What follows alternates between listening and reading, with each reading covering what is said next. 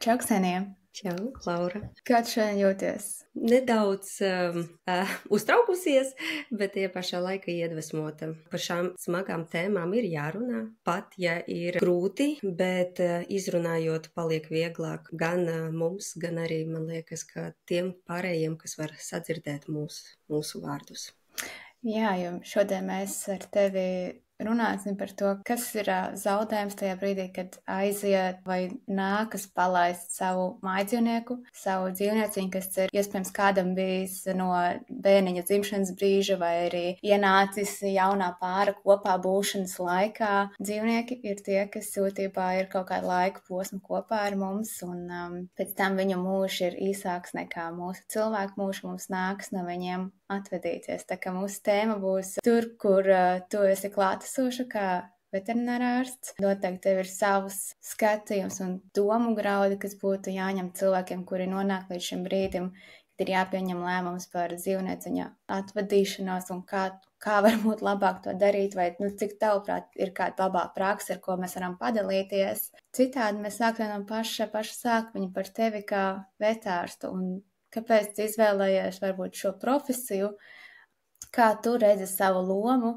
ciklā, kad ienāk jaunais, varbūt, teiksim, ģimenes pārstāvis, paplašinājums dzīvnieks. Jā.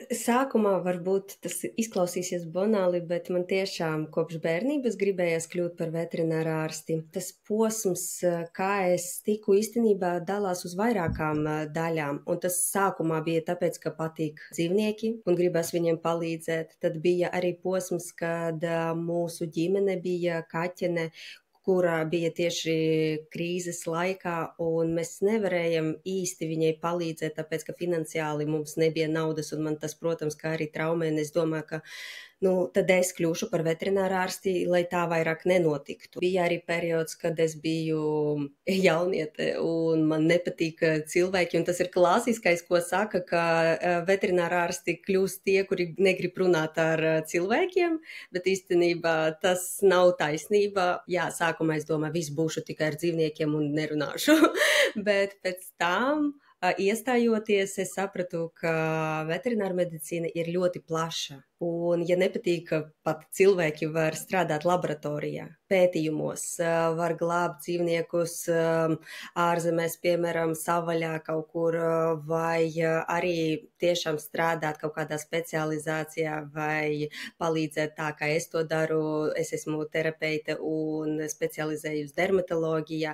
Tad vienvārdot sakot, mēs varam darīt ļoti daudz. Galvenais tomēr tas ir kopā ar cilvēkiem, ar saimniekiem, vai kā man vairāk patīk teikt, adoptētāji, tāpēc, ka dzīvnieki ir mūsu ģimene un mūsu kompanjoni, un saimnieks, man liekas, ka tā nesmuki skan šajā gadījumā.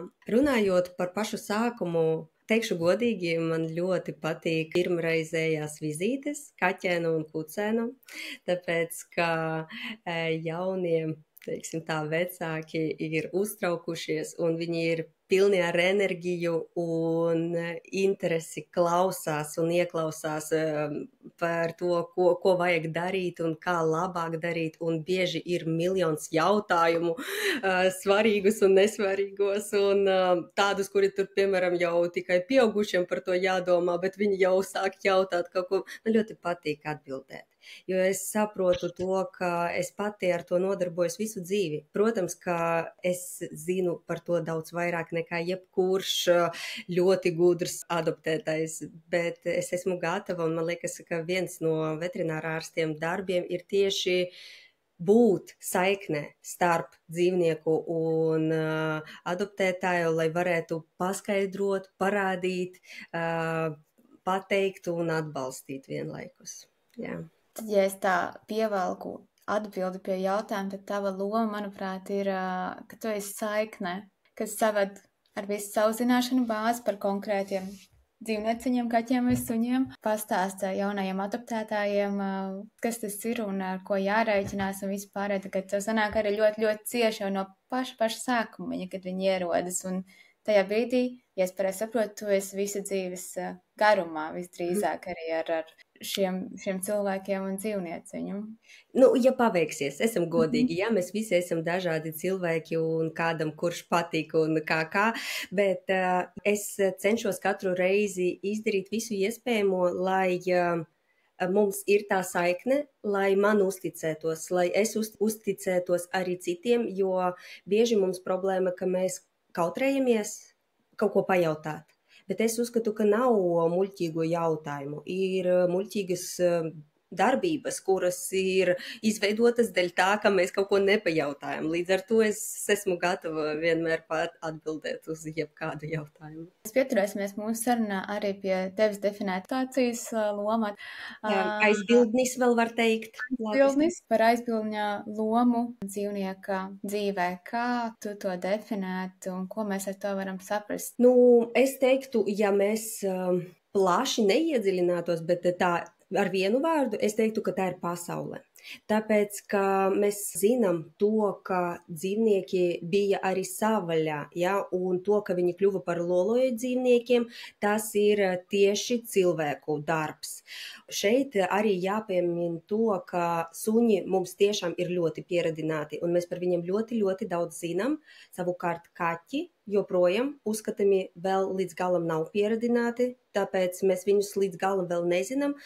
Jā, lai tā dzīvnieku dzīves kvalitāte būtu pareiza, diemžēl mēs esam labi to, ka mēs esam tie, kas koreģē.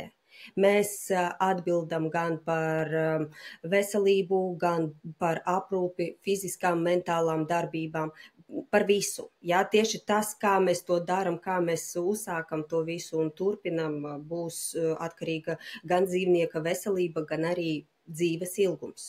Jā. Ja mēs paskatāmies no otras monētas puses, kāda ir dzīvnieka loma aizbildņa dzīvē? Kā to definētu? Es uzskatu, ka viens no galvenākiem, man liekas, ka tā ir tā beznosacīta mīlestība. Gan no mūsu puses, gan arī no dzīvnieku puses, ja tas ir viņu kompanjons, tas tiešām ir viņu. Un mēs varam stāstīt katrs par savu dzīvnieku, bet katram ir savs raksturs, savas tradīcijas, iemaņas.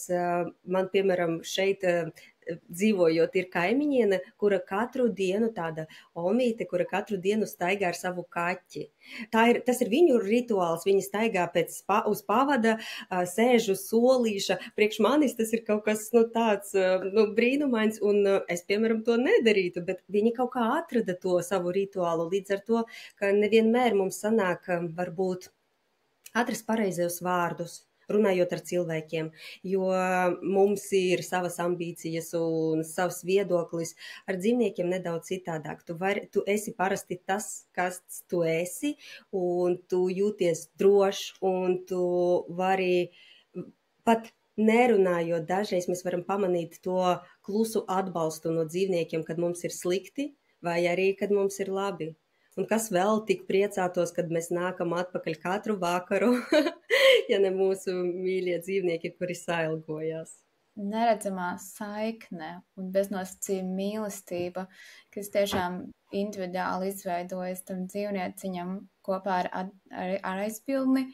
Tas ir ļoti pārsteigts. Man tieši tā kā atsauc atmiņās, kad salīdzinoši, nezinu, no bērnības man bija kaķis, un es viņu tur vedāju visādos bērnu ratiņus. Viņš bija mana spēļmantiņa no sevis labā ziņā.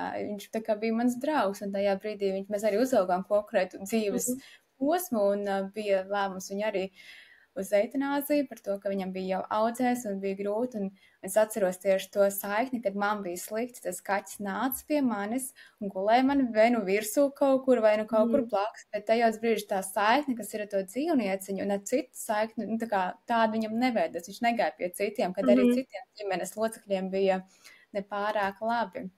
Un tas tiešām ir kaut kas maģisks un kas veido šo pieķeršanos un grūto atlaišanu, kuru nevienmēr mēs esam spējīgi racionalizēt. Kaut gan, pieņemsim, tajā brīdī racionāls lēmums kaut kādā ziņā gribētos teikt ir tas, ka dzīvnieciņam jau ir tā grūti un viņš ir jāpalaiž un jāatlaiž tā sava pieķeršanās, kas vienkārši radusies laika gaitā.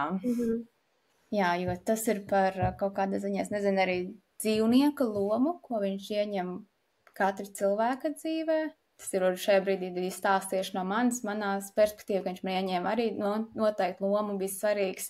Tai pašā brīdī dzīvniekam šī loma var būt arī, kā es varbūt skatījos citos kādos nelielos pētījumos vai rakstos, kad dzīvnieks var būt labākais draugs, tas var būt arī kā bērns, citi viņu tā uzskata. Varbūt tu vari kaut ko padalīt par to, ko tu esi redzējis savā praksē, kā aizbildņi skatās uz šo dzīvnieku, kādas lomas viņš ir spējīgs tā kā ieņemt, negribētu teikt, ka aizvietot, bet drīzāk ieiet tādās lomās. Īstenībā, pēc manas pieredzes, vairāki varianti, kā to var apskatīt. Piemēram, runājot par labāko draugu un kompanionu, manai kolēģei bija suns, taksis, kurš tiešām, viņi visu darīja kopā. Viņi strādāja kopā, mācījās kopā, un, protams, ka pienācis laiks, kad viņi jau bija veci, un turpat to, ka viņi ir veterinārārsti, viņi vairs nevarēja līdzēt. Un tad viņi ļoti smagi pārdzīvoja, tāpēc, ka nebija neviena cilvēka, kurš būtu tik tuvu viņai kā šis suns. Viņa saprata to, ka viņa nevar ilgi pārdzīvot, tāpēc, ka tas bija vairāk nekā 10 gadi. Tuvākā laikā viņa atrada līdzīgu suni, paņēma. Es nevaru pateikt, tas ir labs variants visiem, ja? Bet dažreiz ir tā, ka varbūt, ja tu jūti, ka tev ir tik daudz tās mīlestības, bet nevis domāt, ka tu varēsi aizstāvēt to dzīvnieku, bet vienkārši atrast, kam tu gribētu vēl palīdzēt un atdot, veltīt savu mīlestību un laiku. Pašai man gribēja pateikt arī to, ka tā saikne nav saistīta obligāti ar izmēru. Piemēram, man pašai visgrūtākais pagaidām no tam, kas aizgāja dzīvnieki, bija mans degu pele. Viņš man bija 7 gadus kopā ar mani. Mēs kopā dzīvojam kopmītnēs, un es mācījos ar viņu, un kaut viņš nav tik emocionāls, protams, kā, piemēram, kaķi un suņi, bet viņš bija mans, ja, un viņš arī uz citiem reaģēja dažādi, un bija arī smieklīgi, kad viņš uzbruka virsū vienam jaunietim, kurš atnāca mums ciemos. Un kad viņam, diemžēl, 7 gadi priekš degu ir diezgan daudz, un jā, viņš nomira priekš manis, tas bija, man liekas, ka vissmagākais no visiem maniem dzīvniekiem, kaut bija vairāki. Ja. Ir arī, runājot par, piemēram, bērniem, jā, ir arī tie, kuri uzskata tos par saviem bērniem. Es nedomāju, ka tas ir kaut kas slikts, tāpēc, ka tā aprūpe, tā atbildība un tā spēja darīt priekš maidzīvnieka tik daudz, cik cilvēkam. Un man liekas, ka tas ir tieši tas stāsts, kad adoptētāji gatavi uz visu un tiešām notiek brīnumi. Tāpēc, ka, protams, ka veterināra medicīna nav tik attīstīta kā humānā un ir vairākas varianti, ko mēs varam darīt. Un jā, parasti tie, kuri tiešām atbildīgi un uzskata, ka tas ir viņu ģimene, tad ir vairāk ieinteresēti uz to, lai izdarītu visu. Bet ir arī tie, kuri, diemžēl, uzskata, ka tas ir tikai suns, ja, ar kuru es staigāju. Labi, ja vienreiz gadā aiziet un kaut ko pastāst, un kad es viņam saku, ka jā, arī dzīvniekiem var būt alerģija, ja, vai kaut kāda tur cita slimība, kas ir vai tiešām? Vai tur, piemēram, kaķiem ļoti bieži ir problēmas no tā, ka mēs viņus īsti nesaprotam un viņi stresa neizturīgi, un slimības ir no stresa, ja, no tā, ka mēs kaut ko nepieņemam. Un tad bieži uz mani varēja skatīties, vai jūs, doktori, tiešām kaut ko pārspīlējāt. Jā, ir dažādi cilvēki, dažādi varianti. Svarīgi, manuprāt, ir saprast šajā visā sarunā, ko mēs turpināsim un iesim dziļāk un dziļāk iekšā, kad dzīvnieka izmēram nav nozīmes. Tā var būt arī zelta zivtiņa, tas var būt arī zirgs. Tas joprojām ir tas, kas jāpatur fonā, ka mēs nerunājam tikai par klasiskas izpratnes, varbūt mājdzīvnieks, kaķis, suns, bet arī dažādiem citādiem, varbūt kāds reptīls vai, es nezinu, kāds gliemezis, kāda eksotiska, ko cilvēki arī visu kaut ko tur mājās. Tam nav nozīmes, ja ir izveidojusies šī saikne, vai arī, ko es arī tavā stāstā sadzirdēju, kad ir bijušas arī kaut kāds laika posms, kas ļoti piešķir to vērtību. Atkal vienā citā rakstā gatavoties lasīt to, ka šis dzīvnieks var būt kā apvienojošs elements ģimenē vai tādā radu lokā, kad tas arī likās ļoti tāds interesants, ka tas ir spējīgs apvienot cilvēkus, kad jau varbūt cilvēkiem tur nav tik savā starpā tuvas Mhm. saikne, vai Mhm. tu esi kaut ko tādu novērojis savā praksē, tādus gadījumus? Parasti tas arī var redzēt, kad, ja, diemžēl, dzīvniekam ir kaut kāda hroniskā slimība un viņam biežāk jānāk uz vizīti, tad mēs redzam to, ka mainās adoptētāji, un mēs redzam, kā kurš par viņiem atbild un kā kurš to sajūtas var arī atšķirties, un bieži vien viņi pēc tam nāk arī kopā, vai, piemēram, situācijā, kad mums vajag jau palaist dzīvniekus, un tad viņi visi kopā nāk arī, lai atvadītos, un ir blakus viens otram. Arī tā, jā. Nu, rekā, diemžēl, dažādi dzīves brīži cilvēks satuvina, un arī viens no tiem ir tie grūtākie dzīves brīži, ka mēs kaut kā saliedējamies un ir kaut kas vairāk kā varbūt cilvēku iekšējie smaguma vagoni prātā ar visādām domām un aizvainojumiem, bet tas dzīvnieks ir kaut kas tāds ļoti, ļoti svēts, varbūt par daudz teikt, bet kaut kas ļoti, ļoti vērtīgs dzīvē, kas ienes neaprakstāmo pievienoto vērtību, ko mēs citādi nevaram saņemt. Kā tavuprāt, šodien sabiedrība reaģē un uztver dzīvnieka zaudējumu, vai sabiedrība ir spējīga saprast, vai apkārt esošie cilvēki, ar kuriem varbūt tu saskaries, kad šis zaudējums, kad dzīvnieks nomirst, kas ir bijis cilvēkam tik nozīmīgs, ka sabiedrība to ir spējīga sapratuši, ka tas ir tiešām zaudējums un tās sēras, kas tur tiešām iekšā ir, viņas nav izdomāts kaut kas, bet tas tiešām ir bijis kaut kas būtisks zaudējums cilvēku dzīvē, ko nevar vienkārši aizmirst nākošajā dienā un dzīvot tālāk tā, it kā nekas nav bijis, jo te mēs runājam arī par dažādiem ieradumiem, ko tu minēji par savu kaimiņienu, un kas vienkārši ikdienā veido to mūsu dzīves plūsmu. Bet vai mēs tiešām arī esam spējīgi saprast, kad aizejot šim ikdienas varbūt elementam, mums ir tiešām liels sērs un zaudējumi.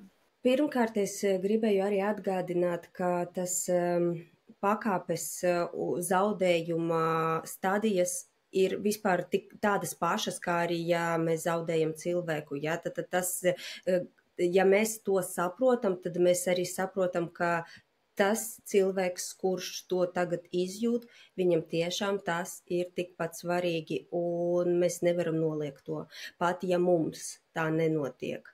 Un, protams, ka ar laiku sabiedrība kļūst vairāk attīstīta, jo mēs tagad arī runājot par cilvēku, agrāk man liekas, ka stāstīt par to, ka ka tu ej psihoterapijā, bija kaut kas nereāls, un tagad vairāk pieņem to un saprot, cik svarīgi vispār ir mentālā mūsu veselība un attīstība. Tāpat arī ar dzīvnieku labsajūtu, es teiktu, ka es vairāk redzu tiešām atbildīgus, apzinīgus adoptētājus, kas vēlās lasīt, vēlās mācīties, un līdz ar to, ja mums tā kopiena ir, tad tie cilvēki arī būs tie, kuri vairāk saprot, cik ir smagi pārdzīvot dzīvnieka zaudējumu. Bet, diemžēl, mēs esam tikai sākuma ceļā, es teiktu tā, gan priekš cilvēkiem, gan arī priekš dzīvniekiem, līdz ar to ir arī citas situācijas, kad, kā es teicu, tas taču ir tikai suns saņemies, kaut īstenībā cilvēkam var tajā laikā būt, klīniskā depresijā, ja, no tā, ko viņš pārdzīvo. Un ir arī svarīgi īstenībā. Daži arī cilvēki, man liekas, ka baidās. Viņi nesaprot, ko jāpasaka un nezina, ko jādara, un dažreiz mēģina, piemēram, pateikt to saņemies vai pārstāj to darīt tikai tāpēc, ka viņi grib kaut kā palīdzēt, bet nezin.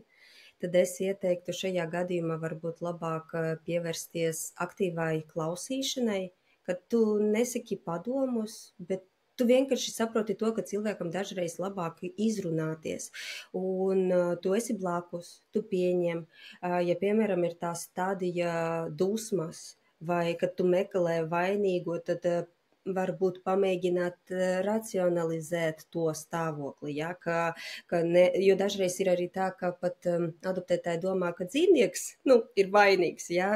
Tas ir normāli, tas ir psihes aizsardzības mehānismi, bet, ja tu esi blakus, tu vari palīdzēt, atbalstīt un, lai tas neaiziet uz kaut kādu kritisko pusi no cilvēkiem, jo bērni, piemēram, ja zaudē savus mīļdzīvniekus, ir arī pašnāvības risks. Jā, līdz ar to mums jābūt blakus un jāsaprot, ka tas ir svarīgi atrasties un atbalstīt. Jā, man tikko bišķiņa sirsniņa apstājās pie tā brīža, kad tu pieminēji bērnus un šie riski, ka viņi paši sev veic kaitējumus. Tas ir noteikti tas, par ko mēs nerunājam bieži vien un neaizdomājamies, bet tas ir risks, jo arī kaut kādus nelielus pētījumus mēģināja atrast un saprast, kad tas iespējas, kas notiek ar cilvēku pēc šī zaudējuma pieaugušam cilvēkam un bērnam, viņi ir neatsverami, un īpašām mīļdzīvniekiem tas var būt arī, diezgan sāpīgi, jo tā saikta pavisam citādāk veidojas. Nespēju iedziļināties ļoti tādās nianses zinātniskās, bet tas bija tas tādā augstākā līmenī. Es sapratu, ka tas noteikti nav liekams vienā groziņā un kad ir jāvērš dažāda veida komunikācija un rūpe par pieaugušiem cilvēkiem un bērniem, kad ir noticis šis zaudējums, un ja tas ir mīļdzīvnieks galvenokārt, nevis vienkārši suns, ar kuru es gāju aiztaigāt, kurš ir tāds, faktisks elements, nekas vairāk un nekas mazāk. Jā, es varu arī pieminēt, ka, piemēram, bērnam jau nav tādas pieredzes kā mums. Viņš nevar to pieņemt, kā, dzīvnieki dzīvo mazāk. Mums vajag viņam mēģināt to skaidrot, bet īstenībā es pilnīgi piekrītu, ka var saprast to, ka ja tas pirmais zaudējums bija, un tas tiešām bija tas mīļdzīvnieks, ar kuru viņš dienā bija kopā, tad tas ir tiešām ļoti smagi. Un tiešām ļoti svarīgi būt atbalstītam un ieklausīties, ko saka bērns, un, kā es teicu, nenoniecināt, tās emocijas. Ai, tu izdzīvosi, vai kā tur mums saka, pagaidīsi laiks, tas un vispāries. Tas nav labākais variants, ko mēs varam izdarīt, jo gan arī pieaugušie, gan arī bērni var zaudēt pēc tam uzticību pasaulē. Tāpēc, ka tās sāpes ir tik stipras, ka vēlās vairāk nekad neko tādu neizjust. Jā, es varu vien piekrist par to, ka pašai ir gadījies dzīvē redzēt šo situāciju, ka pēc mīļdzīvnieka nāves cilvēks viennozīmīgi noliedz, kad vēlētos jebkādu citu dzīvnieku vairs vietā. Tur vairs nestrādā tas arī, kad mīlestības cilvēkā ir, bet tā pēdējā saikne ar šo mīļdzīvnieku bija tik cieša, ka šobrīd nevienu pašu dzīvnieku, lai nebūtu jāpārdzīvo vēl reizi šī skaistā mīlestība, kas ir bez nosacījumu. Un tās smagās, sirds plosošās atvadas, kas ir neizbēgamas, diemžēl, dzīvē. Pieskarsimies bišķiņ jau tuvāk tam grūtākajam, kas dzīvē nākas pieņemt lēmumu. Mēs saprotam to, ka mēs atnākam ar mīļdzīvnieku pie tevis, un viņš ir maziņš un jauks un skaists, un viss ir labi. Laikam ejot, izauga, laikam ejot, mēs nākam pie otrās, pie tās puses, kad smilšu pulkstenis jau sāk tecēt ar vien mazāk un mazāk smilšu graudiņiem, un ir varbūt pienācis lēmums, kad ir jādomā par dzīvnieka dzīves kvalitāti. Tas ir viens aspekts, kad es gribētu to asociēt kā ar organisku nāvi, kas var notikt, bet ir arī otrs scenārijs, kad nav organisks tāda nāve, bet ir diemžēl kāds audzējs vai kāds citas komplikācijas, kas liek domāt pie tā varbūt arī neizbēgamā lēmuma, kas ir eitanāzija, kad ir vienkārši jāpieņem tas lēmums, bet tas vispār nav vienkārši.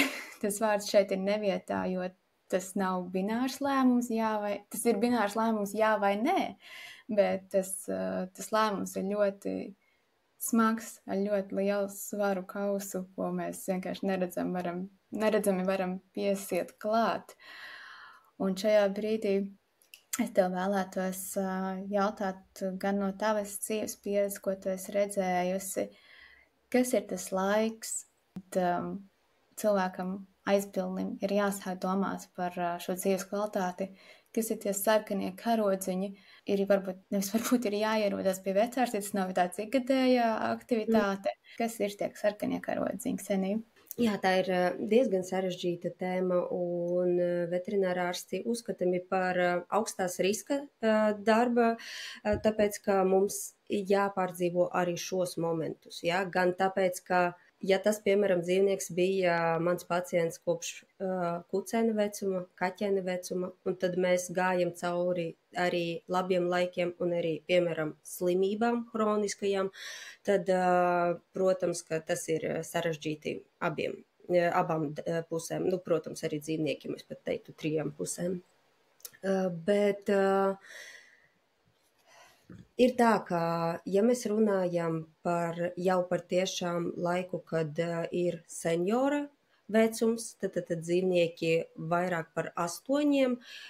Es pat teiktu, nu, tomēr mūsu attīstītā pasaulē dzīvnieki dzīvo ilgāk nekā agrāk, ja? Un tas ir, protams, ka labi, līdz ar to es teiktu 10+ varbūt tas, nu tā vidēji. Un kad mēs, diemžēl, zinām par to, ka ir hroniskās saslimšanas, kuras mēs nevaram izārstēt, un arī onkoloģiskās problēmas, jā, kaut kāds vēzis, ļaundabīgs, tad šajā gadījumā mums paliek paliatīvā ārstēšana, kad mēs mēģinam palīdzēt, cik mēs varam palīdzēt, un lai saprastu, vai ir pienācis laiks, vai tomēr mēs vairāk neko nevaram izdarīt, ir dzīves kvalitātes skala. Viņu izdomāja ļoti laba veterinārā ārste, spāņu, cik es atceros, Alise Viljabona. Viņa pati ir gan onkologs, gan arī ļoti daudz strādāja dzīvnieku hospicē, un viņi izveidoja to skalu, kas varētu palīdzēt. Un kas labi, ka viņa var palīdzēt gan mums, veterinārārstiem, gan arī pašiem adoptētāji var savā ģimenē par to izrunāt un pastāstīt. Viņa saucās kā abreviatūra no galveniem pirmiem burtiem svarīgāk, teiksim tā, punktiem, ja tas ir H5 un 2 un tad, ja mēs to latviskosim, tad sanāk, ka tas ir pirmais ir sāpes, tad izsalkums, hidratācija, tad higiēna, mobilitāte un laime un vairāk labu vai sliktu dienu. Ja, nu, ja tā mēs sakoposim. Un viņa ir ļoti labā ar to, ka viņi ir pēc punktu zīmes, tad mēs katrā punktā varam saņemt no 0 līdz 10, mēs to izrēķinām, un ja, piemēram, kopā sanāk vairāk par 35 punktiem, vismaz 5 punkti katrā no tiem, ko es nosaucu, tad mēs varam uzskatīt to, ka jā, dzīvniekam ir laba kvalitāte, dzīves laba kvalitāte, un mēs varam tālāk palīdzēt viņam tā arī, lai tā arī paliek. Ja? Bet ar laiku, diemžēl, tas var pasliktināties. Piemēram, ja mēs runājam par to pašu mobilitāti, diemžēl dažiem dzīvnieki nevar iet, ja? Nevar staigāt. Un vai tas viņam traucē? Vai to pašu subjektīvo, ko mums liekas, ka laime? Kas ir laime? Bet īstenībā, ja dzīvnieks vairāk nereaģē uz mums, ja viņš vienkārši guļ, neskatās uz citiem dzīvniekiem, neskatās pa logu, vai tiešām mēs varam uzskatīt, ka neskatoties uz to, ka viņš ēd, piemēram, ēdienu, ka tas ir viņu laba dzīves kvalitāte. Un ir daudz, ko mēs varam izmainīt, piemēram, tas pats arī ar ēšanu. Jā, dažreiz viņi paši neēd, mēs varam barot ar roku, dažreiz mēs varam piespiet barot, varam dažreiz pat ielikt zondi, bet ņemot vērā visus pārējos rādītājus, cik tas ir pareizi no tās puses, ja viņš, piemēram, guļ vientuļš stacionārā, viņu baro ar zondi, viņš nekā nereaģē uz citiem, uz pārējiem, un tas paliek tikai, teiksim tā, tikai fiziskā viņu esamība. Un, protams, ka šis variants arī neder. Tas ir sarežģīti. Es ja gadījumā kāds ar kaut ko tādu sastopās, es ieteiktu, lai varētu arī aprunāties ar savu ārstējošo ārstu par to.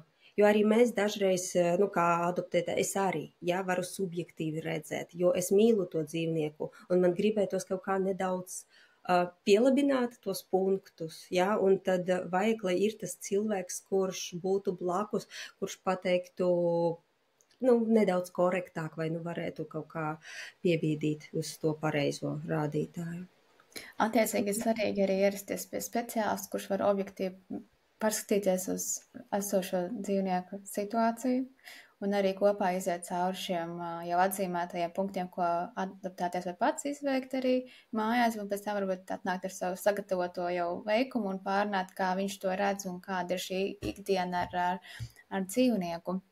Respektīvi, ja ir zem šiem 35 punktiem, mums ir jāsāk domāt, ko mēs varam darīt, uzlabot, ja tas ir iespējams, vai arī tas otrs gadījums, tad Ksenija ir eitanāzijas lēmums, lai atvieglotu dzīvniekam dzīvi, vai kā mēs to labāk varētu traktēt? Ir tā, ka likumdošanā man ir tiesības atteikt eitanāziju, un man ir prakse 10 gadi gandrīz šī jūnija būs, un es teikšu godīgi, ka nekad es neesmu taisījusi eitanāziju kaut kādu, citu cilvēku labā, bet tikai tāpēc, ka tas ir nepieciešams dzīvniekam primāri.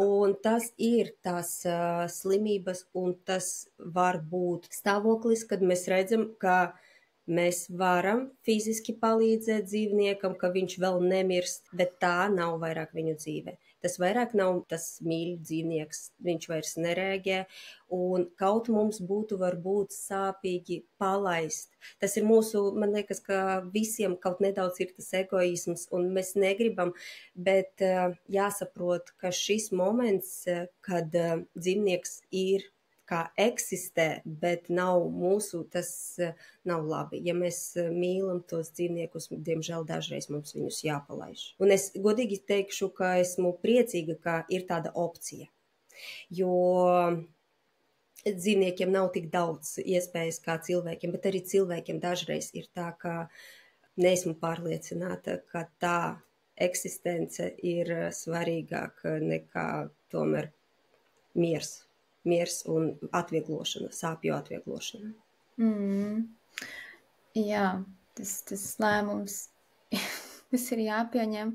Un ļoti forši to arī pateici, kad tu skaties, lai tas lēmums būtu par labi pašam dzīvniecim, viņam mieram, un lai viņš varētu dusēt un būt citos medības laukos. Kā ir ar vainas sajūtu? Tieši aizbildņa pusē. Vai kāds ir tās sajūtas, ko viņi ar tevi komunicē, kad ir šīs sarunas, kad ir jāņem atbildība savā rokā, mums ir jānorī tās egoisms un jāuzliek visu uzmanību uz šīs dzīvās būtnes mītdzīvnieka ciešanām, ko viņš vienkārši nevar izteikt kā cilvēku, mēs varam izteikt, tad šajā gadījumā nevar izteikt, vienkārši ir fakts. Kādas emocijas sajūtas tu esi redzējusi, dzirdējusi? Jā, es gribētu arī nedaudz pieminēt, kad tu sākumā stāstīji par to, ka jānāk pie ārsta. Lielākoties tomēr pa labu ir tas, ka hroniskās slimības, tad nozīmē, ka jau ir kontakts ar kādu ārstu, tāpat arī tomēr seniori, pat ja viņam ir viss labi, mēs runājam par apzinīgiem cilvēkiem, tad tā ir vakcinācija. Katru reizi, kad nāk uz vizīti uz to pašu vakcināciju, tomēr veterinārā ārsti apskatās. Izrunā, kā jums iet, vai viss kārtībā, un tad šajā laikā mēs arī sekojam līdzi. Un tad runājot par tomēr tam smagiem gadījumiem, kad ir tā slimība un es atrodos blakus, es teiktu, ka ļoti svarīgi jau sākt padrusciņai laicīgi stāstīt. Piemēram, es zinu to diagnozi, es zinu to, ka mēs tagad varam palīdzēt, bet vajadzētu nevar būt ne katru reizi, bet tomēr jau sākt dot to domu par to, ka kādreiz labākais variants būs palaist. Ka jā, mēs tagad darām visu, ko jūs varat, un es esmu gatava darīt visu, kas ir iespējams, bet, diemžēl, ir vairāki faktori, no kā ir atkarīga tā, teiksim, veiksme. Tas varētu būt vienkārši dzīvnieks dažreiz necīnās. Cik tas smagi neskanētu, bet mēs varam dot jebkādus medikamentus, bet tie paši medikamenti vienam dzīvniekam dot labu rezultātu un citam nē. Un mēs to nevaram zināt, tas ir individuāli tāpat kā cilvēkiem, tāpēc pareizākais būtu ne tikai dot to iespēju, ka jā, cerību, ja, ka viņš tūlīt vēl ilgāk dzīvos, bet arī otro pusi par to, ka mēs nezinām. Diemžēl mēs nezinām, tāda ir dzīve, un ja mēs redzam, ka nekas nelīdz, ka tomēr būtu pareizāk ir palaist. Jā, mēs varam teikt, ka mums sāp. Dzīvnieki to nesaka. Un ir arī jāsaprot, piemēram, par tiem pašiem trūšiem. Viņi ir medījuma dzīvnieki. Kad viņi parāda to, ka viņiem ir slikti, viņi jau mirst. Mēs vairs nevaram viņam palīdzēt. Ja? Un līdz ar to arī ņemt vērā tās izturēšanas pozas vai ķermeni. Cilvēks nevar to izdarīt, tāpēc, ka man jāmācās visu mūžu, lai es varētu to redzēt. Līdz ar to arī tas nav pareizi tikai skatīties. Viņš ēd un viss kārtībā. Peles ēd līdz pat stundu pirms nāvei. Ja? Tas nav tas rādītājs. Vai, piemēram, nedaudz ilgāk guļ, bet, ja līdz tam viņš tā negulē, tas jau nav tas rādītājs. Vai viņš paslēpās, kaķis, ja, piemēram, paslēpās. Ir vairāki tie rādītāji un grūti pašam pieņemt. Bet tāpēc ir labi tomēr, ja ir tas cilvēks, ar kuram tu vari izrunāties, pastāstīt, un kad tev atbildēs uz taviem jautājumiem un palīdzēs parādīt, kā ir. Jā, par aizbildņiem.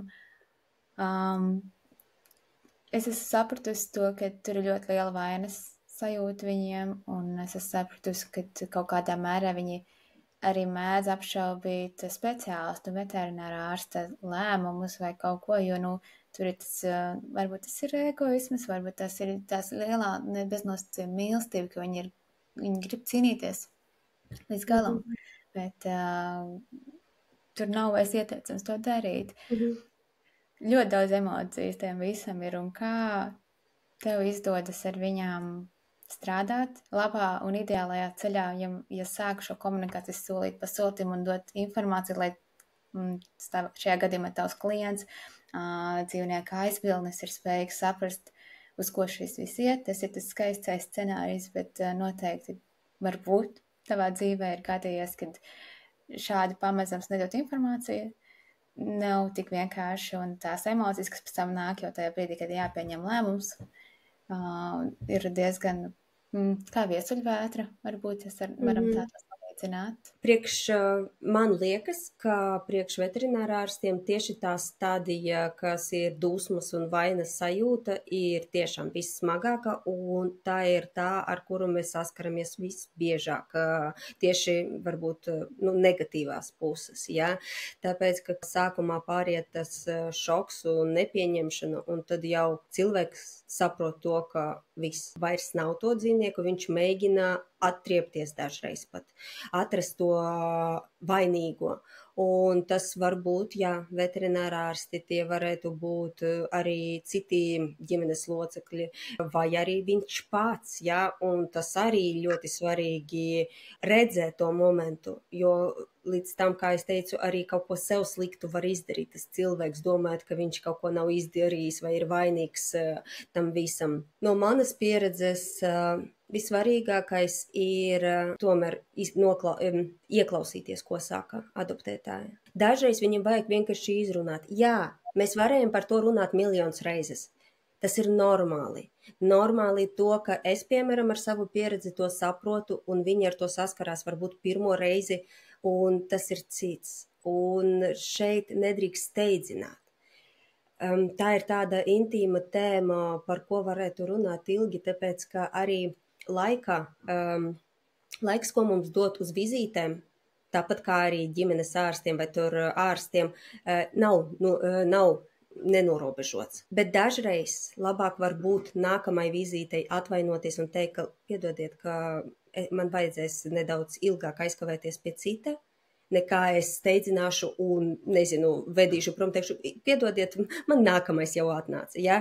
Tas ir tas moments, kad jāsaprot, ka mēs esam tie, kas varam paskaidrot, cik tas ir smagi un parādīt, un varbūt atbildēt miljonus reizes uz vieniem un tiem pašiem jautājumiem. Bet tieši tas palīdzēs cilvēkam ātrāk atrast to mieru, jo bieži tieši tie cilvēki, kuri visvairāk darīja priekš sava mīļa dzīvnieka, viņi visvairāk jūta vainu.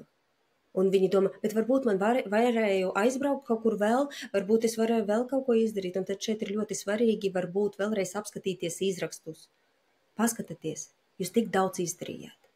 Paskatieties, mēs izdarījām to, un jā, tur bija kaut kas labāk, bet redziet, tas neaizgāja. Vai, piemēram, ja nebūtu šis to, ko jūs izdarītu, viņš tik ilgi neizdzīvotu. Tad jāpalīdz racionāli arī kaut kā tajā realitātē, ka jā, mums ir tā diagnoze. Diemžēl tāda ir. Bet jūs izdarījāt daudz. Dažreiz pat tiešām visu, ko mēs varējām izdarīt. Šis brīdis vienkārši atklāt, cik ļoti jābūt cilvēciskam, bet ārstam. Un ļoti, ļoti aizkustināts tavs komentārs par to, ka painformēt nākamo pacientu, klientu, kad būs višķiņ jāuzgaida, jo šie tādi, jā, tajā brīdī tam cilvēkam, kas pie tevis kabinetā ar šo situāciju dzīves, viņam noteikti tās katru minūti un tas, kā, ja viņam var paskaidrot un sniegt to atbalstu ļoti vērts, jo pēc tam tiešām iziet no kabineta un tad vienkārši galvā noteikti ir viesuls ar visādām domām, emocijām, kas te pašā brīdī man lika padomāt par to, ka šis mīļdzīvnieks, viņš var būt tas apvienošais elements ģimenēs, bet te pašā brīdī pēc šīs aiziešanas mēs varam, protams, arī domāt par to, ka viņš joprojām ir apvienojošs, jo cilvēkiem ir šīs sāpes, kas ir jāizsēro un jāizdzīvo, bet tas varbūt arī otra puse, ka tas ir tas sakne, kāpēc sāk rasties kaut kādi aizvainojumi, pārmetumi, strīdi, kāpēc tu to neizdarīji, šito neizdarīji, un kaut ko tur, būtībā negatīvu. Jau tā sliktā brīdī vārīt vēl kaut ko negatīvu, bet tāpēc noteikti ir svarīgi spēt ar kādu trešo cilvēku no malas, kā piemēram ar vetārstu, kurš ir bijis arī tajā ilgajā dzīves posmā ar mīļdzīvnieku paskatīties, ko ir darījis, kad, nezinu, viens cilvēks arī ir mēģinājis vēst, palīdzējis, un arī jūs esat bijis klāt, tas viss nav viennozīmīgi darīja, ko varēja, bet, tajā brīdī tiešām jābūt šim cilvēciskiem vetārstam, kurš ir spējīgs atveltīt šīs minūtes, parādīt, paskaidrot, iedot pareizos spēcinošos vārdus, nevis viss būs labi. Mēs saprotam, ka laikam ejot jau kaut kā mēs spēsim ar saviem dabiskiem mehānismiem tikt tam pāri, vai arī paņemot varbūt kādu līdzīgu dzīvnieciņu, vai arī atrodot kaut ko citu, kas aizpildīs šo radušos tukšumu. Jo tas jau arī ir tas, ar ko pēc tam ir jādzīvo tukšums dzīvē. Saki lūdzu, Ksenija, tā kā pēc šīm sarunām, kas notiek pie tevis kabinetā, vai tu sazinies pati ar kaut kādiem šiem klientiem, vai viņi atkārtot sazināt pie tevis, lai kaut ko pārnātu, vai viņi arī, viņi vienkārši aiziet savās dzīves gaitās? Pēc manas pieredzes, jā, tas diemžēl ir tie, kuri ilgāku laiku ir mani klienti un pacienti, un ja mēs runājam par hroniskām slimībām, tad dažreiz ir tie sāsinājumi, kad manis nav.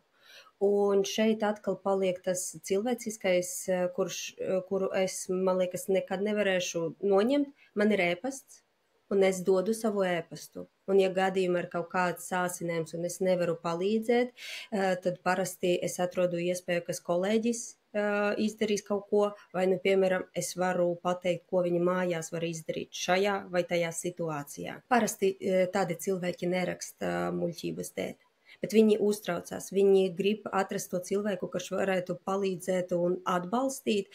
Līdz ar to man arī bija tā, ka pēc kaut kāda brīža man rakstīja ēpastus, bet vai, doktor, es tiešām visu izdarīju. Man liekas, ka man nevajadzēja to darīt vai vēl kaut kas. protams, ka, es uzskatu, ka vajag atbildēt. Es atbildu. Un jā, varbūt tas aizņems manu laiku, bet jā, es nebūšu tas, kas paskaidros, kādā veidā citi var saņemt to atbildi. Jā, tāpēc es arī teicu, ka tas nav tikai cilvēku, tikai dzīvnieku un veterinārārsta darbs. Tas ir darbs, kad tev jābūt arī atbalstam priekš adoptētājiem un palīdzēt viņam arī grūtajos brīžos.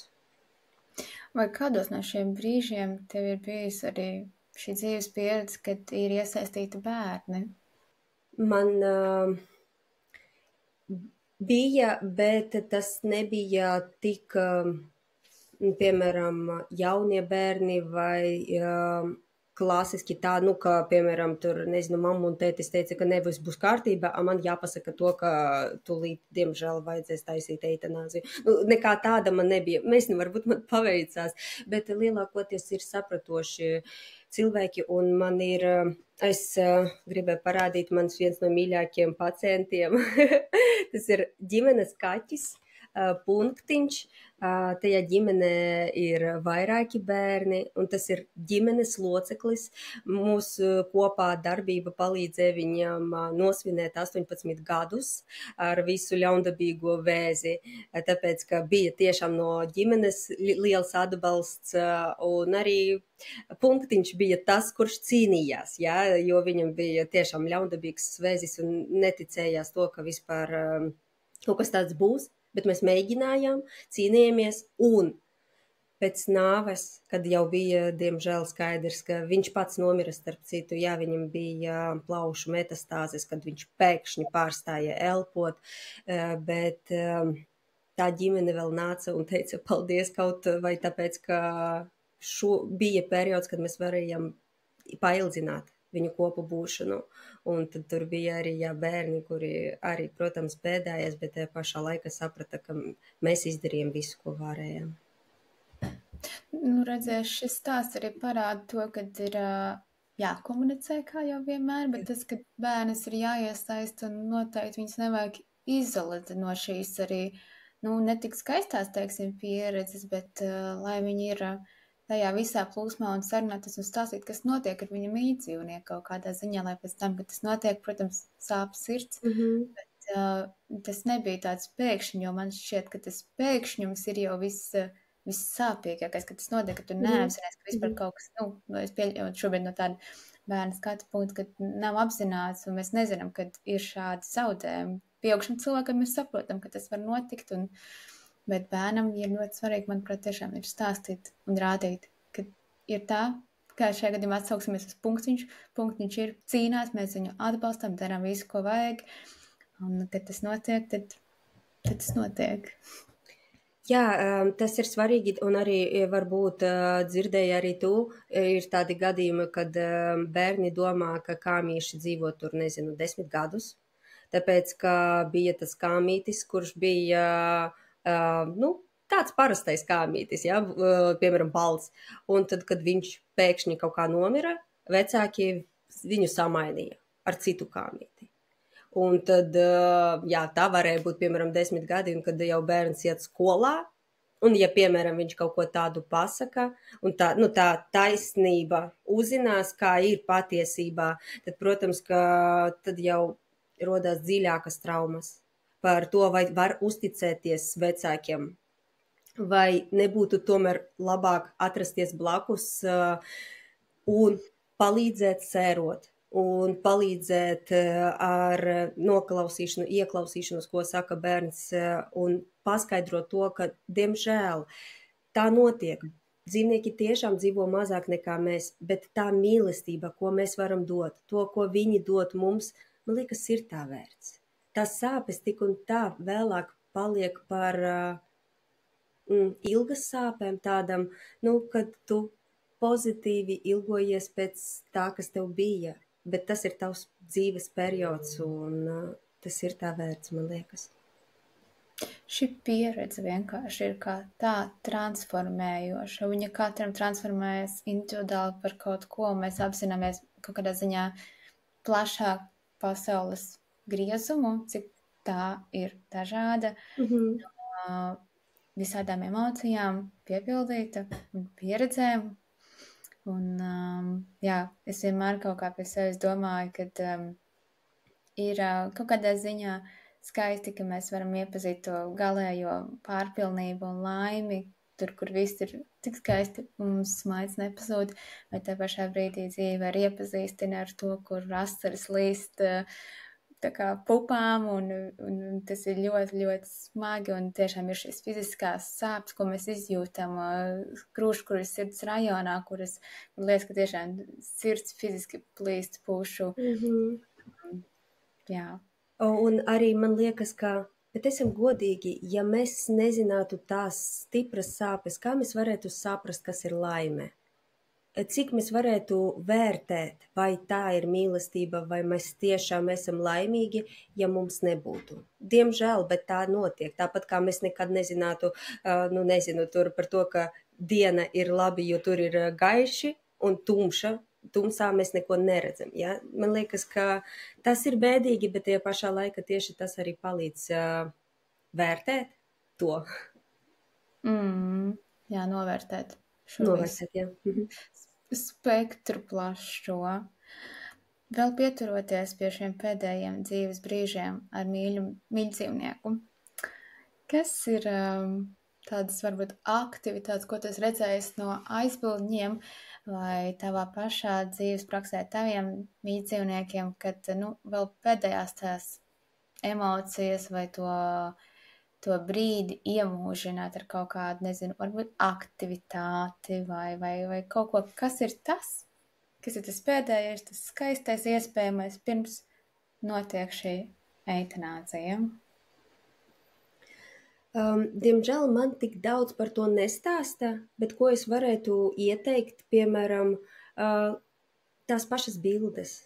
Mēs varam sataisīt to fotosesiju kopā, lai redzētu, ka mums ir, lai varētu pēc tam rāmīti ielikt. Tagad ir daudz visādas modifikācijas, ka var ģipsi, piemēram, degunā nospiedumu atstāt sev un atstāt, piemēram, kā kuloniņu vai, piemēram, arī ķepas nospiedums. Tas viss paliek mums uz mūžu kā atmiņa un tieši kaut kādu pozitīvu, man liekas.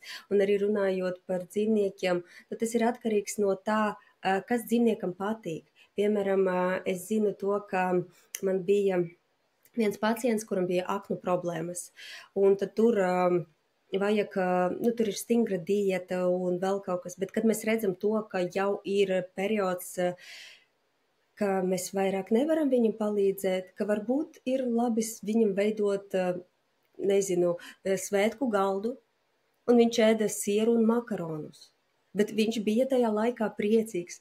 Mēs varam viņu aizvest uz mežu vai, piemēram, uz jūrmalu, tur, kur viņam visvairāk patika, lai viņš pabūtu tur un sajustu to labu, vai, piemēram, tas pats kaķis kaut kādu garšīgumu var nopirkt, vai atvert logu un kopā ar viņu pasēdēt. Tas ir diezgan individuāli, to katrs adoptētais pats zina, kas patīk visvairāk viņam, bet tiešām var atrast, un tās atmiņas būs, man liekas, kā arī daudz maigākas un patīkamākas, nekā ja mēs tikai domāsim par to, ka tas viss slikts un drīz tas viss beigsies. Kā ir tajos brīžos, kad pieņemsim, ir arī cits dzīvnieciņš mājās, dzīvnieks savā starpā ir ar savām saiknēm, viņi jūt lietas arī, kas norit. Kā mēs varam atbalstīt citu dzīvnieciņu? Dzīvnieki ir tādi rutīnas mīļi. Jā, tas ir tas, ko viņi pieņem un jūtas visdrošāk, kad ir paredzamība. Katru dienu vienā un tajā pašā laikā vai apmēram viņi staigā, ēd, komunicē un tā tālāk. Un, protams, ka ja bija dzīvnieks, kurš ar viņam kopā komunicēja, un ja viņš pēkšņi pazud, tad tas ir liels stress. Pat, ja varbūt viņi kopā nekomunicēja. Tas bija dzīvnieks, kurš bija tajā pašā telpā. Un tad arī dzīvniekus vajag gatavot tādai situācijai un arī jāpalīdz viņiem. Un šeit es teiktu tā, ka arī šeit ir individuāli, un dažreiz tas ir nomierinošas, dažreiz tas ir antidepresanti tāpat kā mums. Dažreiz pietiek ar to, ka mēs liekam feromonus, tas ir tas, kas var palīdzēt, lai tā smarža ir vairāk patīkamāka. Ir vairāki varianti, bet uzskatīt to, ka dzīvnieks tiks galā bez mums, tas būtu nepareizi. Viņi tiešām arī pārdzīvo. Tas ir tāds interesants. Es tā kā biju sapratusi, ka viņi pārdzīvo, bet es nejūtos par to, ka jā, tas ir līdz antidepresantiem arī var aiziet. Tas ir. Bet kā to saprast? Kā dzīvnieks tur, nezinu, guļ, atsakās ēst. Kā var saprast, ka ir jāiet arī ar šo dzīvnieku šobrīd pie vetārsta un jārisina un jāatbalsta viņu? Jo varbūt cilvēkam, kurš nav ļoti apzinīgs cilvēks, vai es nezinu, cilvēks, kurš tā kā nesaprot šo visu pārdzīvojumu sekas arī citam līdzdzīvniekam, kad neatstāj viņu pilnīgi novārtā no sērijas, labi, ēd mazāk, paēdīs mazāk, nezinu, gan jau pēc 3 dienām būs vairāk izpadējies, sāks ēst vairāk. Tā vienkārši skatoties un sakot. Protams, ka būtu labi, ja arī jau tas veterinārā ārsts, kas atrodas kopā un komunicē, jau pateiktu laicīgi par to, ka, ja mēs jau runājam par šo smagu situāciju, ka jāparunā arī par to, ka arī dzīvniekiem vajadzētu palīdzēt. Un šeit ir arī, diemžēl, ir tie dzīvnieki, kuri neizrāda tās pazīmes, kā piemēram badošana. Ja, viņš var kaut kā citādāk izrādīt to, ka viņš kļuva pasīvāks, mazāk skraida, un arī to nevienmēr var pamanīt. Līdz ar to es teiktu tā, ka visticamāk, ja tāds grūts periods ir dzīvē, tad jāpieņem to, ka 100% dzīvnieks pārdzīvos. Kā viņš pārdzīvos, cik smagā pakāpē, to mēs nezinām, bet ja mēs uzsāksim jau preventīvi palīdzēt, tad jo vairāk iespējas to, ka tas nenotiks vai notiks ļoti minimāli. Joprojām ir svarīgi preventīvas rīcības un apzināties gan cilvēku stāvokli veselības, gan arī citu līdzdzīvnieku stāvokli, kā tas viss var iespaidot. Un saka, lūdzu, vai, es pieminēju vairāk jau, kam tās skumjas, vai varbūt arī tā, ka dzīvnieks paliek agresīvāks uz kaut ko reaģē asāk nekā parasti. Jā, arī tā var notikt. Mēs nezinām, kā viņš var reaģēt tiešām, un dažreiz tā var būt arī agresivitāte, jo tāpat kā cilvēkiem ir dažādas stadijas, tāpat arī var būt dzīvniekam. Līdz ar to es teiktu tā, ka tā veterinārā ārstu darbs, mēs klausamies anamnēzi, tad pēc tam mēs apskatām to dzīvnieku bieži, un tad mums ir hipotēzes, kas var notikt. Parasti mēs saucam to par diferenciālu diagnozēm, tad kas varētu būt. Un tad mūsu darbs ir tāds, ka mēs mēģinām vispirms to, vai, piemēram, mēs ņemam papildus diagnostiskos rādītājus, lai uzzinātu, vai tas ir tomēr šis vai nē. Un ja ir, tad mēs ejam uz to pusi, ja tas nav, tad mēs ejam uz citu pusi, un tikai tādā veidā, jo mums dzīvnieks nevar pateikt, kas ar viņu notiek. Un līdz ar to tas ir sarežģīti un grūti pat veterinārārstiem. Līdz ar to es tiešām ieteiktu vienkārši pieņemt kā faktu, ka nav neviena dzīvnieka, kurš mainot dzīves gaitai, jebkas, kas mainās, vai arī, piemēram, bieži aizmirst par to pārvākšanos. Vai darba maiņu, piemēram, agrāk bija klātienē visu laiku un mājās strādāja, un pēc tam pēkšņi sāka strādāt kaut kur prom, tad arī tas viss dzīvniekiem ir ļoti liels dzīves maiņas periods. Un ja mēs paši varam to izprast, tad dzīvniekiem mēs varam tikai palīdzēt, minimizēt tās stresus visādi. Tur dodot gardumus, dodot laizamo paklājiņu, pēc tam vairāk pavadot laiku vai dažreiz tas ir medikamenti. Un nekā slikta no tā nav. Ja mēs varam palīdzēt, tad tas ir ļoti labi. Mēs varam pat priecāties, ka tagad antidepresanti ir arī dzīvniekiem. Man liekas, ka tas ir ļoti labi, ka arī mēs varam padomāt par dzīvnieka mentālo pusi. Viennozīmīgi, galvenais ir par to savā ziņā izglītoties, kaut kādā ziņā ar šo sarunu mēs noteikti nedaudz cits arī izglītojāmies. Es noteikti izglītojos. jo es nebiju tik daudz detaļās iedomājusies no šī skata punkta, jo arī, dzīvē par laimi jāsaka, nav bijis vēl šādi gadījumi, kad ir bijuši vairāki līdzdzīvnieki, un tad tur notiek traģiski zaudējumu gadījumi. Pat ne traģiski, vienkārši zaudējums, kā tāds ir traģiski pielīdzināms sirsniņai. Un mēs izrunājam ar tevi gan vairāk par to, kad ir ļaundabīgi, un tas cikls ir ļoti ilgs.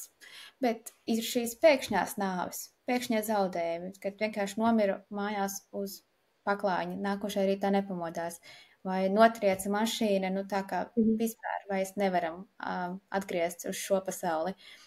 Kā šajos brīžos, kad mēs aizbildnes esam klāt, mēs esam konstatējuši faktu, kā mums rīkoties tālāk ar šo? Ļoti svarīgi, tāpat kā mums cilvēkiem, dot iespēju tomēr sērot, tāpēc, ka citādāk tas būs frustrācija. Emocijas jau tik un tā būs, jā, tas sajūtas. Līdz ar to parasti iesaka arī, ja, piemēram, dzīvnieku pēc tam jāpārvāc uz kaut kādu citu vietu, tad jāpaņem tas lietas, kas dod to smaršu. Piemēram, ja tas dzīvnieks bija notriekts, diemžēl, bet viņam ir guļvieta, viņu jāatstāj. Nedrīkst viņu uzreiz slēpt, bet jābūt otrādāk, lai viņš var sajust to smaržu. Pakāpeniski aizies tās atmiņas un pakāpeniski arī aizies tā smarža. Jā? Tad vienvārdot sakot, nedrīkst izdzēst, bet otrādāk vajag atstāt, lai ir tā miera sajūta un tādā veidā pakāpeniski. Jā. Ja es pareizi saprotu, tad mēs sākumā apglabājam dzīvnieciņu, un tad mēs pamazām sākam atlaist un atbrīvoties, vai kā teikt to labāk no šiem pārējiem elementiem, kas šim mītdzīvniekam bijuši svarīgi, un kas mums ir radījuši šo. Par cilvēkiem es nevaru pastāstīt, tā tieši, jo tas ir atkarīgs kā kuram. Bet, jā, mēs nevaram to izdzēst. Tas būtu nepareizi bloķēt. Mums vajag izdzīvot tās emocijas, kuras mums bija, tāpat arī dzīvniekiem. Mums vajag ļaut iespēju, lai pamana ar laiku padrusciņai, tur vairāk nav šķīvja, mēs redzam, vai tur nav tās mantiņas. Jā. Dažreiz tā mantiņa paliek otram dzīvniekam kā piemiņa, un viņš ar viņu spēlējies. Un viņam jāļauj to darīt, jā, tad viņš tādā veidā mēģina savas emocijas kaut kā izlādēt, un tas arī ir pareizi. Es sapratu tagad, tas saucīgais variants otram dzīvniekam šajā brīdī arī ir pamazām noņemt šos elementus, atgādinošos par otru mītdzīvnieka aiziešanu, kad nav tā pēkšņi pazūd un viss. Bet pamazām, jo tajā brīdī, cik saprot arī priekš šī paliekošā mītdzīvnieka veselības, tas ir labāk viņa, teiksim, psihei, lai viņš saprot pamazām. Jā, interesanti, kā tas ir ieteicams, vai kā tas būtu tieši cilvēkam, kuram arī jau noteikti ir viss šīs mantiņas, vai tās mantiņas labāk pieņems. Ja ir viens mītdzīvnieks, tā kā viss paņemt un uzreiz arī, nezinu, kopā kaut kur, es nezinu pat kā no viņām labāk atvadīties. Varbūt kādam tur var atdot kaut kādas īpašas, ja tur ir, piemēram, daudz konstrukcijas, kā kaķiem ir vesels mājas un aktivitātes. Bet, kā labāk varbūt atbrīvoties no šiem fiziskajām lietām, kad mums ir tikai viens mītdzīvnieks bijis, un tā jau sirds sāp, bet vai tiešām vajag atstāt arī šo viņa guļvietiņu?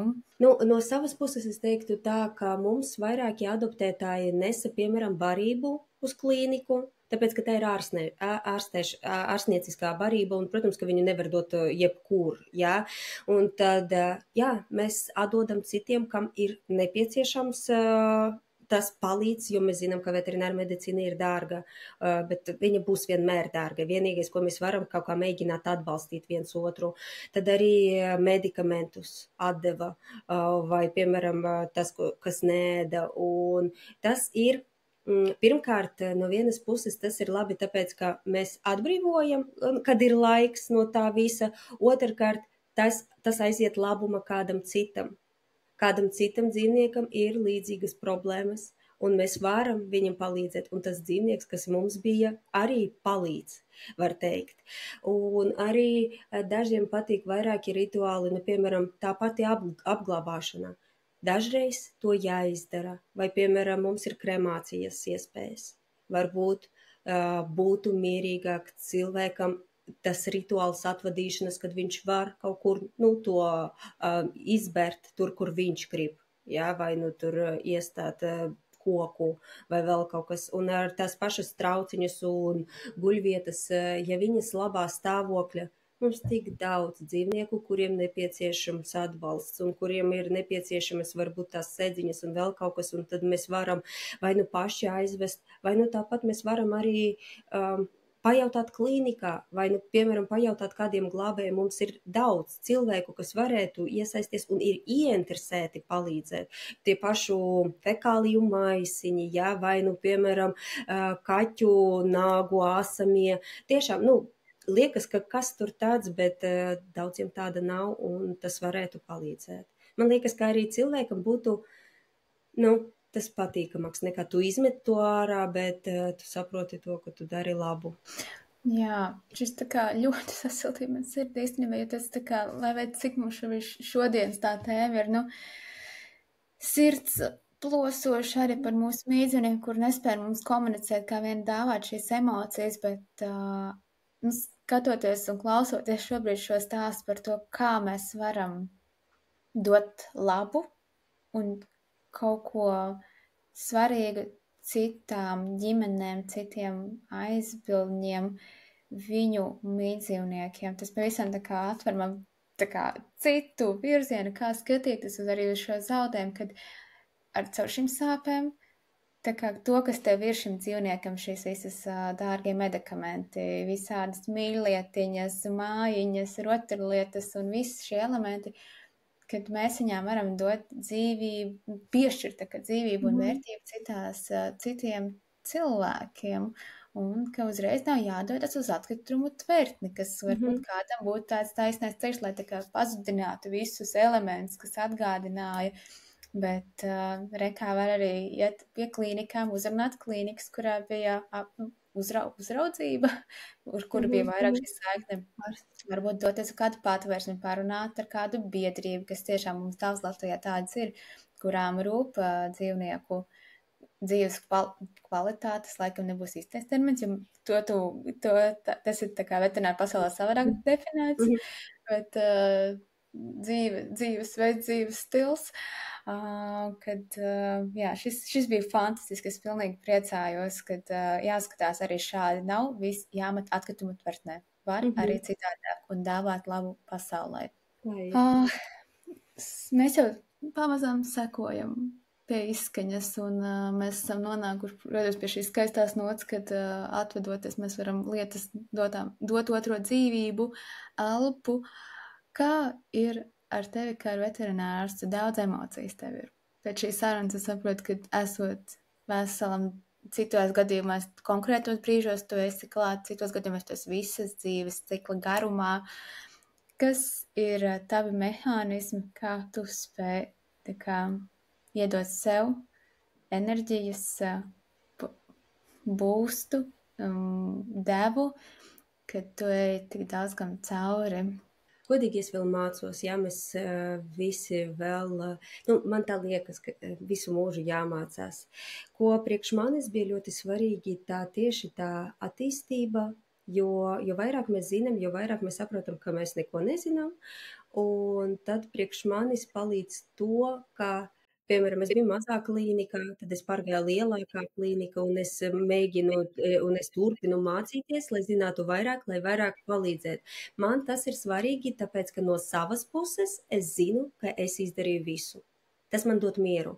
Piemēram, ja es kaut ko nezinu, es varu aizsūtīt pie citas kolēģis, man nekad ar to nav problēmu. Es varu ieteikt, pat ja mums nav, piemēram, komunikācijas kaut kādas ar aizbildni, nav problēmu.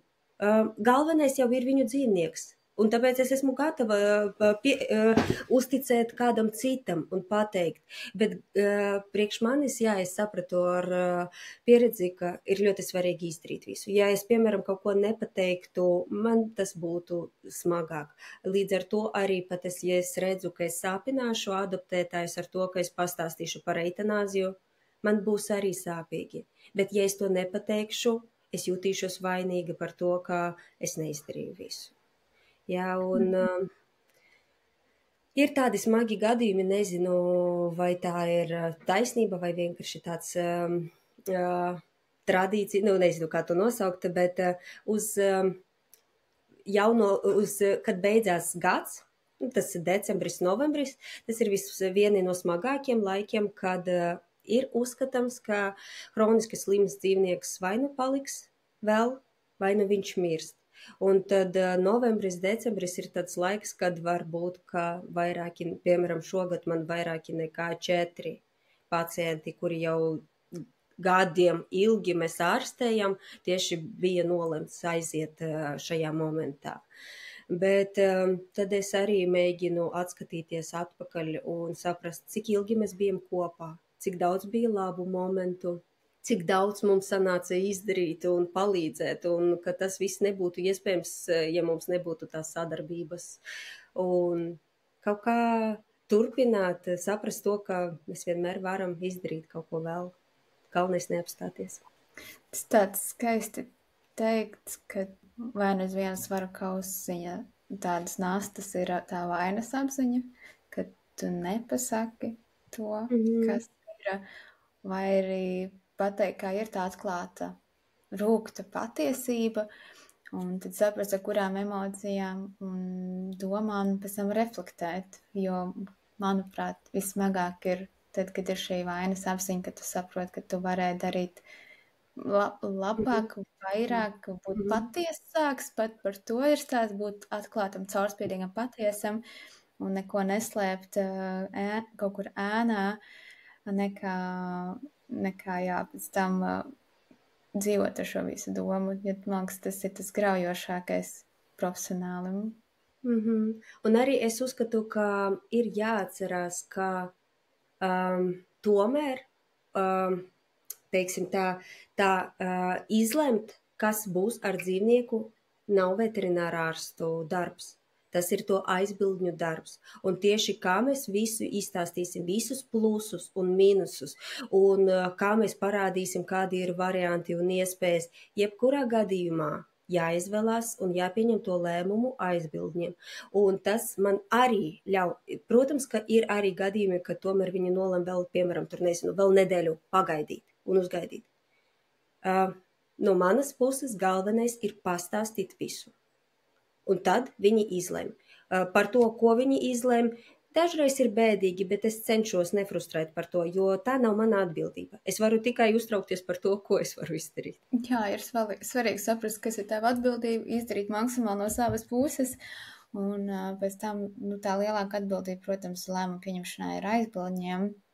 Šī bija vienkārši saruna man ir kaudze jaunām zināšanām, Ksenija, liels paldies, vien par to, kad par to psihoemocionālo, ko mēs jau pieminējām, par to, cik mums ir ļoti cilvēkam ir jābūt, pieaugušam cilvēkam ir jābūt ļoti apzinātam, un neteikšu, ka viņam nav jāzina viss, kas ir jādara tajā brīdī, bet viņam ir jāspēj vērsties pie vetārsta un pateikt, ka, mūsu ģimenes situācija ir tāda, visu atklāt izstāstīt, lai saprast, kā tajā brīdī vislabāk atbalstīt, pieņemsim šo pašus savus mazos, citus mītdzīvniekus, ko saprast par sevi, ko viņš pats cilvēks ir izdarījis, šis aizbildnis šī dzīvnieka labā, kad viņš nav neko ļaunu nodarījis. Tā kā vien atkal liekas, ka svarīgi ir šī komunikācija, caurspīdīgi uzdot jautājumus, un kā jau tu sākumā minēji, nav muļķīgi jautājumu. Īpaši šādās situācijās vienkārši ir gribas teikt, jānorīt tā doma, kas ir, ka tas ir muļķīgs jautājums. Nav, ir labāk jāpajautā speciālistam, kuram ir šī dzīves pieredze, nekā gribas teikt, tas pēc tam izmantot kaut kādus citus interneta resursus, kas nav aizliegt, bet vienkārši ir iespēja sarunāties ar cilvēku, kas ir bijuši šajā posmā un redz visu un tiešām centies labāko iespējamo, tad ir jāizmanto šīs minūtes un laiks, kas arī ir jūsu kabinetos ierobežots. Diemžēl, bet tā tas ir. Saki, lūdzu, vai ir kaut kas tāds, ko šīs sarunas laikā mēs neizrunājām, nepieskārāmies, bet tu vēlētos ar to padalīties? Vispār ļoti ātri laiks pagāja. Man ļoti patika ar tevi runāt. Es nepamanīju, jā, tas nebija grūti, tas bija tiešām patīkami. Un es centos būt pēc iespējas godīga un atklāta. Un es ļoti ceru, ka kādam tas palīdzēs kaut ko saprast, kaut ko sadzirdēt, kaut ko citādāk padomāt no citas puses, jo ļoti bieži mēs redzam tikai no savas redzes loka, un tad, ja kāds cits palīdz ieskatīties, tad mēs redzam visu, jā, nu kā 3D, jā, piemēram, to pašu. Es varētu vēl ilgi runāt, un es domāju, ka tā tēma, jā, ir tāda, kas tiešām varētu, bet es domāju, ka galvenam mēs pateicām. Šodien mēs noteikti vismaz vienu tādu lielu kumosu no dzīves ar mīļdzīvnieku mēs esam izskatījuši, izrunājuši. Man ir vienkārši mežonīgas lielas sirds pateicība par to, ka mums bija šī saruna, kas tiešām aizskrēja ļoti ātri, ļoti interesanti. Tā kā liels paldies, Ksenija, un tad jau Paldies līdz tev arī. citārai. Jā, tā. Tā.